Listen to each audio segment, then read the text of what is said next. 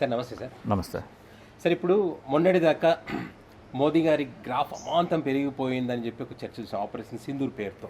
So ఏదో జరగబోతుందని చెప్పి national media అనుకోండి, లోకల్ మీడియా అనుకోండి, ఎక్కడ చూసినా కూడా భారత్ పాక్ల మధ్య యుద్ధం జరగబోతోంది, మోదీకి వెనకడుగు వేసేది ముందడుగే అనేటువంటి ఒక పెద్ద చర్చ జరుగుతున్నటువంటి క్రమంలో సడన్గా ఈ సీజ్ ఫైర్ అనేటువంటి ఒక మాట మనకు వినిపిస్తూ ఉంది.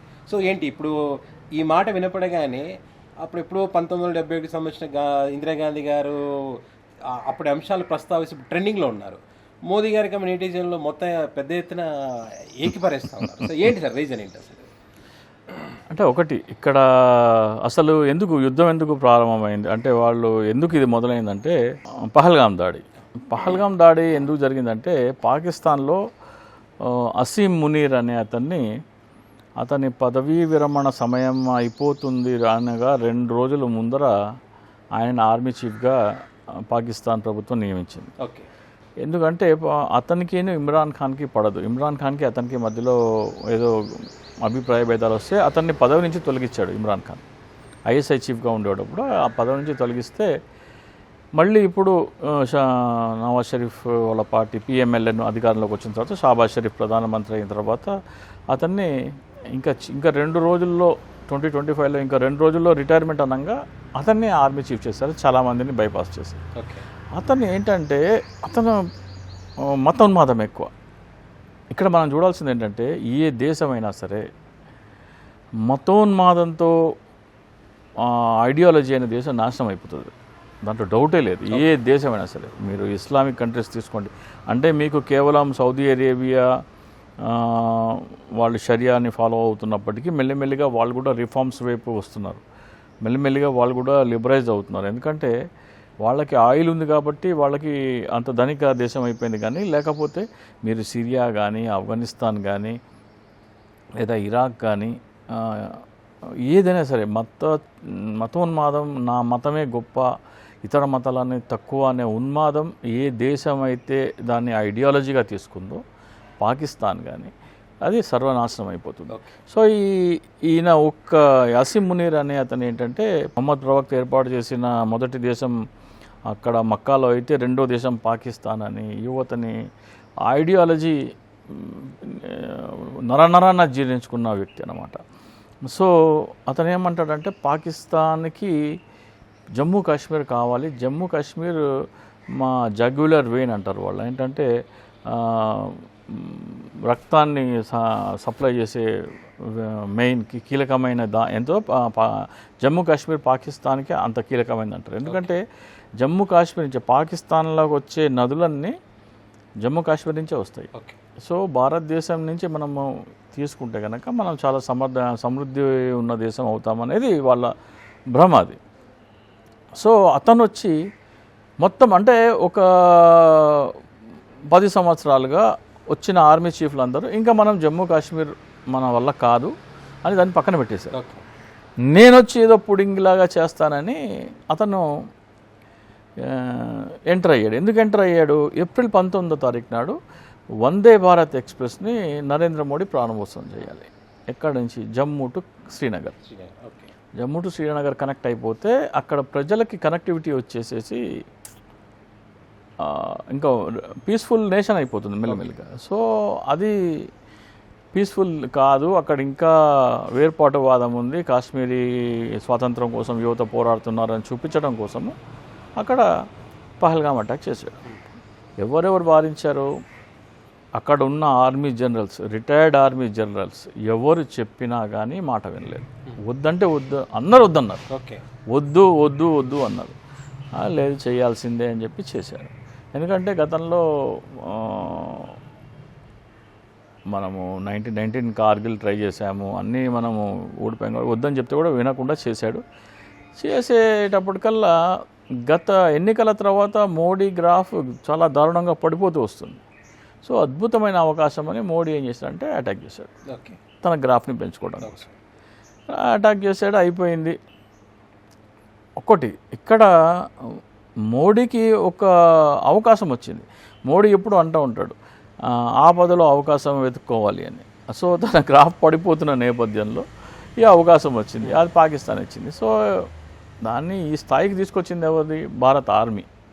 భారత ఆర్మీ ఆ స్థాయికి తీసుకొచ్చి అసలు ఊహించలేని విధంగా వాళ్ళేదో చైనా మా ఎయిర్ డిఫెన్స్ సిస్టమ్ మాకు ఉందని దాని మీద ఇది చైనా మిసైల్స్ ఇస్తుందని, అలాగే టర్కీ కూడా మిసైల్స్ సప్లై చేయడం, ఇవన్నీ చూసుకుని వాళ్ళు గొప్పగా అనుకున్నారు. కానీ మన ఇండియా ముందర అసలు నిలబడలేకపోయారు అనమాట. వణికిపోయింది. వణికిపోతున్న తరుణంలో వాళ్ళు ఏం చేశారంటే ఇక దాదాపు వాళ్ళది 5 నుంచి 11, 5 అయితే పక్కా విజువల్స్ ఉన్నాయి. వాళ్ళ ఎయిర్ బేసెస్ ఉంటాయి కదా, ఎయిర్ బేసెస్లో ఉన్న రన్వేని ధ్వంసం చేసేసింది మా ఇండియా ఆర్మీ. బార్డర్ దాటకుండా మన బార్డర్లో మన సరిహద్దుల్లో ఉండి విమానం ఎగిరింది, మన సరిహద్దుల్లో ఉండి దాని టార్గెట్ మిసైల్ ద్వారా ఛేదించింది. సో ఇంకా వాళ్ళకి ఇంకా 2-3 కరాచీ సైడ్ సింధ్ సైడే మిగిలినాయి. మిగతాది ఇప్పుడు ఎప్పుడైతే మీరు ఆ ఎయిర్ బేస్లో ఉన్న ఒక రన్వే ధ్వంసం చేస్తారో అక్కడున్న విమానాలు ఎగరటానికి లేదు, రన్వే కావాలి కదా ఎగరాలంటే. సో అవి అక్కడ ఉన్నా కానీ వేస్ట్ అయిపోయినాయి. సో ఇంకా 2-3 రోజులు కొనసాగితే ఏమవుతుందంటే ఇంకా అన్నీ ధ్వంసం చేసేస్తారు. ఇంకా మనము అప్పుడు ఏమి చేసేది లేక వాళ్ళు ఏం చేశారంటే ట్రంప్ని అప్రోచ్ అయ్యారు. ట్రంప్ని అప్రోచ్ అయ్యి ట్రంప్ ద్వారా మా అంతటా మేము మాట్లాడితే బాగుండదు, మీరు మీడియేట్ చేసి శాంతి చేసినట్టు ఉంటే బాగుంటుందని చెప్తే మరి మోడీ కూడా ఎందుకు మాట వినకూడదు. ఇప్పుడు మీరు వెళ్ళి టెర్రరిస్ట్ క్యాంపులు అన్నీ ధ్వంసం చేశారు కాబట్టి నేను ఇంకా కొనసాగిస్తాను, నా దేశం మీద ఇలా చేస్తే ఎంతకాలం వేసి చూస్తారు, మీరు వెళ్ళి ఆఫ్ఘనిస్తాన్ మీద దాడి చేశారు, మీరు వెళ్ళి ఇరాక్ మీద దాడి చేశారు, మీరు చేస్తే ఒక లెక్కను మేము చేస్తే ఒక లెక్క అని మాట్లాడాలి. దీనికి కంపారిజన్ ఏమొస్తుందంటే 1971 యుద్ధంలో ఇందిరాగాంధీ ఏమంటే మొదటి బుల్లెట్ మేము ఫైర్ చేయము, మొదటి బుల్లెట్ మేము ఎప్పుడూ ఫైర్ చేయము, ఇది మన భారతదేశ సిద్ధాంతం, నువ్వు బుల్లెట్ ఫైర్ చేస్తే మాత్రం మేము ఆగము, ఇది ఇందిరాగాంధీ సిద్ధాంతం.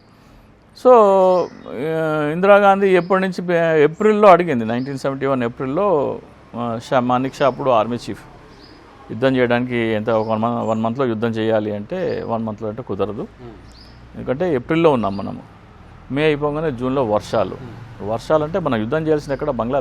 బంగ్లాదేశ్ లిబరేషన్ కోసం.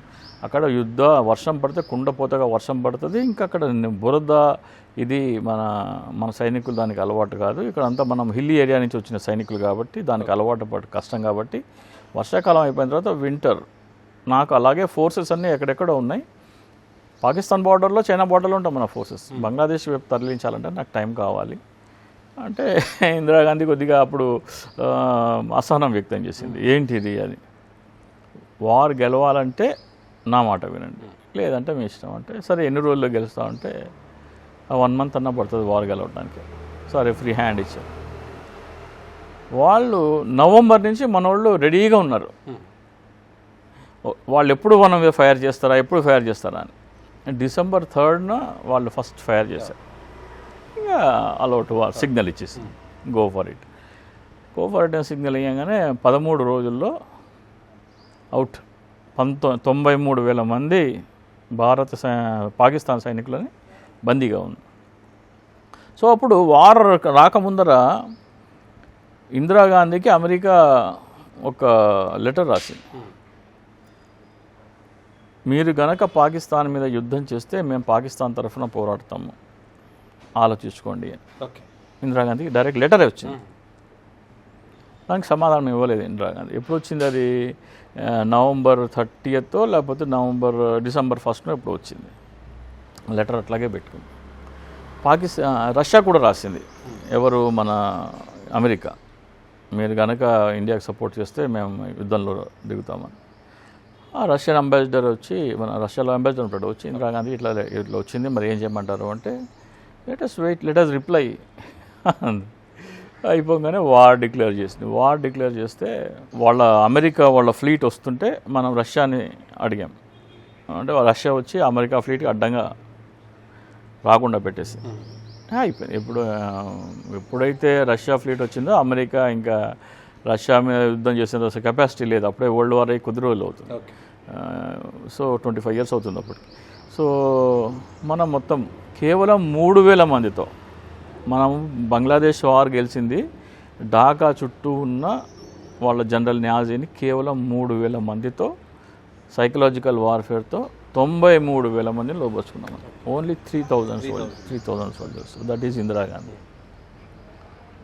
తర్వాత వార్ అయిపోయిన తర్వాత వాళ్ళందరూ లొంగుబాటు అయిపోయిన తర్వాత ఇందిరాగాంధీ దానికి లిప్ట్ ఇచ్చింది.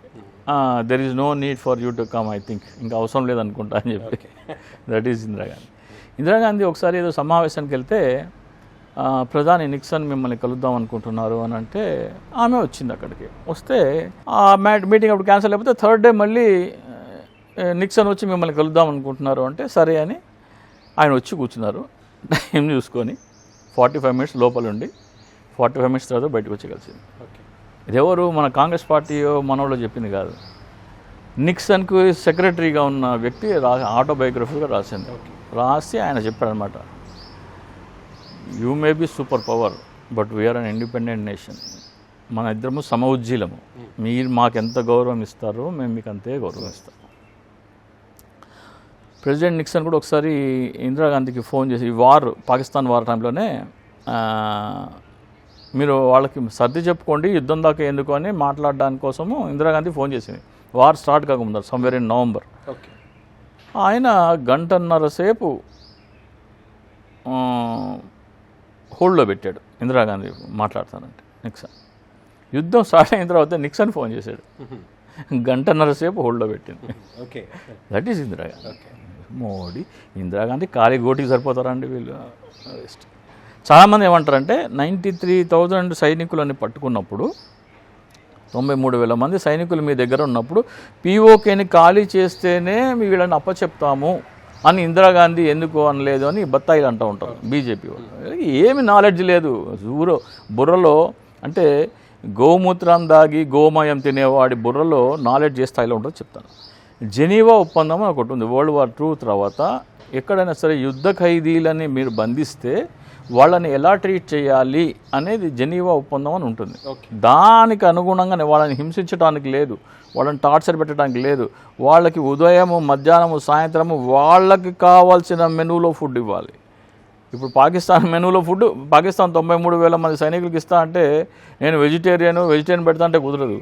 వాళ్ళ మెనూలో ఏ ఫుడ్ ఉంటే వాళ్ళకి ఇవ్వాలి. వాళ్ళకి ఫెసిలిటీస్ ఇవ్వాలి, రేడియో వార్తలు వినే అవకాశం ఇవ్వాలి. ఇవన్నీ జెనీవా కన్వెన్షన్లో అన్ని దేశాలు సంతకం చేసిన ఒప్పందం ఇది. సో యుద్ధ ఖైదీని పట్టుకున్నప్పుడు వాళ్ళని ఎలా ట్రీట్ చేయాలి అనేది దాంట్లో ఉన్నప్పుడు ఆ 93,000 మందిని మనం పెట్టుకుంటే ఎన్నాళ్ళని పోషిస్తాం వాళ్ళని టార్చర్ చేయడానికి లేదు. ఇప్పుడు ఏమంటారు, మీరు పీఓకే ఇస్తేనే మేము వీళ్ళని వదులుతామంటే అప్పుడు ఇతను భుట్టో జుల్ఫికర్ అలీ భుట్టో ఏమన్నాడు, సరే ఉంచుకోండి, ఎన్ని రోజులు ఉంచుకుంటారు అన్నాడు. ఎన్ని రోజులు ఉంచుకుంటారు? జెనీవా ఒప్పందం ప్రకారం ఉంచుకోండి, ఎన్ని రోజులు ఉంచుకుంటారు అంటే సరే అని. అప్పుడు ఏమంది, అప్పుడు మనది పాకిస్తాన్ డిస్ప్యూట్ ఐక్యరాజ్య సమితిలో ఉంది. ఐక్యరాజ్య సమితి పాకిస్తాన్ డిస్ప్యూట్లో ఏం చెప్పిందంటే, దీన్ని మొత్తం చెప్పాలంటే మళ్ళీ స్వాతంత్రం దగ్గరికి వెళ్ళాలి. స్వాతంత్రం వచ్చే సమయంలో బ్రిటిష్ ఇచ్చిన ఒప్పందం ఏంటంటే మనకి భారతదేశంలో ఉన్న సామంత రాజులు, అప్పుడు భారతదేశం ఒక దేశంగా లేదు, 564 సంస్థానాలుగా ఉంది. ఎవరైనా సరే భారతదేశంలో కలవాలనుకుంటే భారతదేశంలో కలవచ్చు, పాకిస్తాన్లో కలవాలనుకుంటే పాకిస్తాన్లో కలవచ్చు, స్వతంత్ర దేశంగా ఉండాలనుకుంటే స్వతంత్ర దేశంగా ఉండొచ్చు అనేది ఇది. బ్రిటిష్ ఆధీనంలో ఉన్న ప్రాంతం మొత్తము హిందూ మెజారిటీ ఉన్నది భారతదేశానికి, ముస్లిం మెజారిటీ ఉన్నది పాకిస్తాన్కి ఇస్తామన్నారు. బ్రిటిష్ ఎంపైర్లో కాకుండా 564 సంస్థానాలు ఉన్నాయి. అందులో ఒకటి జమ్మూ కాశ్మీర్, హైదరాబాద్ కూడా. అంటే తెలంగాణ, మహారాష్ట్రలోని మరాఠవాడ, అలాగే కర్ణాటకలోని కేహెచ్ ప్రాంతం. కేహెచ్ అంటే హైదరాబాదీ కర్ణాటక అని వేరే ఉంటుంది. బళ్ళారి, ఈ మన గుల్బర్గా, ఇవన్నీ కేహెచ్ ప్రాంతం అన్నమాట. సో ఇదంతా నవాబ్ కింద ఉండేది. అప్పుడు జమ్మూ కాశ్మీర్ రాజా ఏమన్నాడంటే, మీరు భారతదేశంలో కలుస్తారా, పాకిస్తాన్లో కలుస్తారా, స్వతంత్ర దేశంలో కలుస్తారా అంటే స్వతంత్ర దేశంగా ఉంటామని చెప్పాడు ఆయన. స్వతంత్ర దేశంగా ఉంటామంటే సరే అని ఇప్పుడు స్వతంత్ర దేశం రాజు ఇష్టం అది. సరే అని మనం ఇండిపెండెన్స్ వచ్చేసింది. అయిపోయిన తర్వాత పాకిస్తాన్ ఆర్మీ ఏం చేసిందంటే అతని మీద దాడి చేసింది. స్వతంత్ర దేశంగా ఉంటానని స్వతంత్రం వచ్చిన తర్వాత అక్టోబర్లో, అంటే స్వాతంత్రం వచ్చిన 4 నెలలకి, ఆగస్టు అంటే ఆగస్టు అక్టోబర్ 3-4 నెలలకి వాళ్ళ మీద దాడి చేసింది. దాడి చేస్తే వాళ్ళు మెల్లమెల్లగా జమ్మూ కాశ్మీర్ని ఆక్రమించుకుంటూ వచ్చారు. అప్పుడు అరే నా చేతిలో ఇది కూడా మిగిలేటట్లేదు అని చెప్పేసి జమ్మూ కాశ్మీర్ రాజు వచ్చి నేను భారతదేశంలో కలుస్తాను అప్పుడు సంతకం పెట్టాడు. ఎప్పుడు అక్టోబర్ నవంబర్ ఆ టైంలో. అప్పటికే 1/3 ఆఫ్ జమ్మూ కాశ్మీర్ని పాకిస్తాన్ ఆక్రమించుకుంది. అప్పుడు ఏమైంది? సో ఆక్రమించుకున్న తర్వాత ఇప్పుడు మన దేశం కానీ దేశం మీద పాకిస్తాన్ ఆక్రమిస్తే మనం వెళ్ళి యుద్ధం చేయడానికి ఉండదు. మన దేశం మీద దాడి చేస్తేనే మనం యుద్ధం చేయడానికి ఉండదు.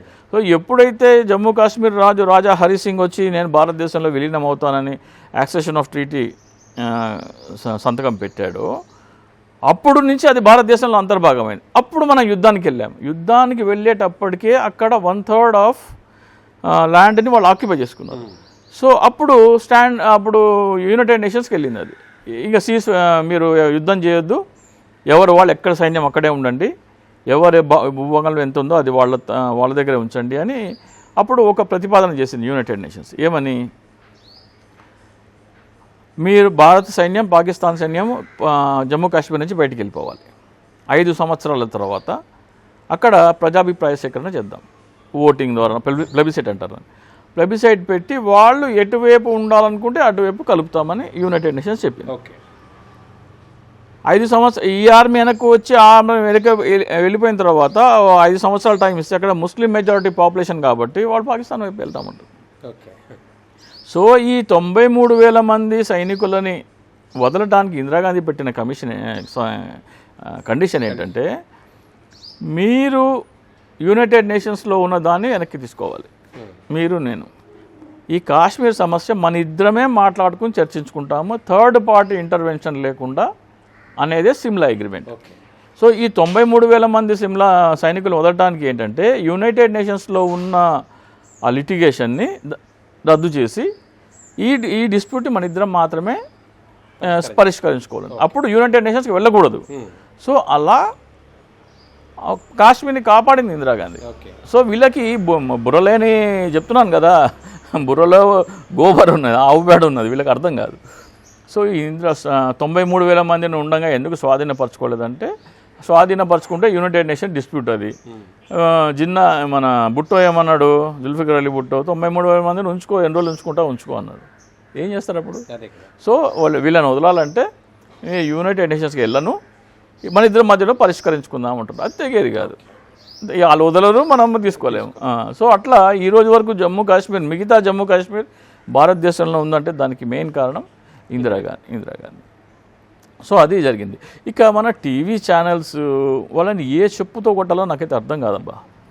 ఒక F-16 పడగొట్టేసిందని, ఒక 2 F-16 పడగొట్టేసిందని, 5 ఫైటర్ జెట్లు కరాచీ మీద దాడి చేశారని, INS విక్రాంత్ వెళ్ళిపోయిందని, ఇవన్నీ చెప్పినారు. నేను ఫస్ట్ డే నమ్మాను. ఎందుకంటే ఒక నేషనల్ ఛానల్ అబద్ధం చెప్తుందా అనుకున్నాను. తర్వాత మిలిటరీ వాళ్ళ ప్రెస్ బ్రీఫింగ్ చూస్తే అలాంటిది ఏమీ లేదు. అంటే గోరంతని కొండంత చేసి చూపించింది. ఇది మన మొత్తం దీని మీద వారు. సో వీళ్ళు అంత చేసిన తర్వాత మోడీ ఎందుకు వెనక్కి తగ్గాడు అంటే అంతకంటే ఎక్కువ వెళ్ళడానికి లేదు. అప్పుడు ఆల్ అవుట్ వార్ అవుతుంది. ఆల్ అవుట్ వార్ అవుతే చాలా ఉన్నాయి దీంట్లో. చైనా ఎంటర్ అవుతుంది. చైనా ఎందుకు ఎంటర్ అవుతుంది అంటే POK అనేది చాలామంది ఏమంటారంటే ఈ యోగి ఆదిత్యనాథ్ కానీ, మోడీ భక్తులు కానీ, బత్తాయిలు కానీ ఏమంటారంటే POKని మేము గెలిచేస్తామంటారు. POK ఎంట్రుక కూడా పీకలేరు. ఎందుకంటే POK 1/3 భాగం అయితే పాకిస్తాన్లో ఉందో దాంట్లో షాంగ్షాక్ ఇవన్నీ ఒకటి ఉంటుంది నార్త్లో, కొరాకొరం రేంజ్లో ఆనుకొని ఒక ప్రాంతం ఉంటుంది. అది పాకిస్తాన్ ఏం చేసింది, నేను గెలుచుకున్న దాంట్లో కొంచెం భాగం చైనాకి ఇచ్చింది. ఎప్పుడు 1961లో. ఎందుకని? POK మీద ఇండియా కనుక దాడి చేస్తే చైనా కూడా కలిసి వస్తుంది. అదొకటి. అది అయిపోయిన తర్వాత మొన్న 10 years బ్యాక్ నుంచి చైనా పాకిస్తాన్ ఎకనామిక్ కారిడార్ అని ఒకటి చైనా స్టార్ట్ చేసి, సిల్క్ రూట్ అంటారు దాన్ని. అది చైనా నుంచి POKకి ఎంటర్ అవుతుంది. POK తర్వాత పాకిస్తాన్లో 4 స్టేట్స్ ఉంటాయి, KPK, పంజాబ్, సింధ్, బలూచిస్తాన్. ఈ పేర్లు కూడా తెలవు ఈ బత్తాయిలకి. పాకిస్తాన్ జియోగ్రఫికల్ కండిషన్ ఏంటి, పాకిస్తాన్కి ఆఫ్ఘనిస్తాన్కి మధ్యలో ఉన్న డిస్ప్యూట్ ఏంటి, పాకిస్తాన్ బలూచిస్తాన్ మధ్యలో ఉన్న డిస్ప్యూట్ ఏంటి, అసలు CPEC అంటే ఏంటి, వీళ్ళెవరు తెలియదు. సో చైనాలో నుంచి వాళ్ళు ఒక రోడ్ వేసుకున్నారు. 2 రోడ్లు ఉంటాయి పిఓకేలో. ఒకటేమో కేపీకే సైడ్ వస్తుంది, ఒకటేమో కింద పంజాబ్ సైడ్ 2 డివైడ్ అవుతుంది అనమాట. తర్వాత చాలా డివైడ్ అవుతుంది. సో కేపీకేలో మొత్తం సిపెక్ కారిడార్ ఎక్కడెక్కడ ఉందో అక్కడంతా చైనా తన ఆర్మీని పెట్టింది. పిఓకే మీద మనం దాడి చేసిన మరుక్షణము చైనా నా కారిడార్ మీద దాడి చేస్తున్నాం ఉంటుంది. ఓకే, మనం దాడి చేయడానికి లేదు. అంటే పాకిస్తాన్ అయితే దాడి చేయొచ్చు, కానీ చైనా అక్కడ పెట్టుబడి పెట్టేటప్పుడు ఆ రోడ్లన్నీ నిర్మాణం చేసేటప్పుడు ఏం చెప్పిందంటే ఇక్కడ నా ఆర్మీనే ఉంటుందని రాసుకుంది. ఓకే, నా నా ఆస్తులను నేనే కాపాడుకుంటా అని. మీరు ఎప్పుడైతే పిఓకే మీద దాడి చేస్తారో ఆటోమేటిక్గా చైనా వస్తుంది. నిన్న ఒక చైనా స్టేట్మెంట్ ఇచ్చింది, పాకిస్తాన్ సార్వభౌమాధికారాన్ని మేము భంగం కలగనివ్వము అంది చైనా. ఎందుకన్నది? పాకిస్తాన్ భూభాగం మీద భారత్ దాడి చేస్తే చైనాకేంటి నొప్పి? సిపెక్ కోసమే, పిఓకే గురించే. సో ఈ కలలు భ్రమలు మాని వాస్తవ పరిస్థితి ఏంటి అర్థం చేసుకొని దాని ప్రకారం మనం వ్యవహరించాలి. కానీ పిఓకే మీద దాడి చేస్తాము, మోడీ అది చేస్తాడు, మోడీ జీరో. పార్లమెంట్లో ఇట్లా ఇట్లా ఇట్లా ఇట్లా ఇట్లా ఇట్లా అంటే వచ్చి ఎల్కేజీ పిల్లడు ఆడిన ఆటలు మాట్లాడితే స్పీచ్ వాడొక నాయకుడా అసలు ఏందో నాకు అర్థం కాదు. ఫేక్ డిగ్రీ ఫేక్ డిగ్రీ చూపెట్టమంటే చూపించాడు. ఏమంటాడంటే మురికి కాలువ నుంచి గ్యాస్ పైప్ లైన్ తీసి స్టవ్కి కనెక్షన్ చేసి దాంతో ఛాయ్ తయారు చేసి అంటాడు.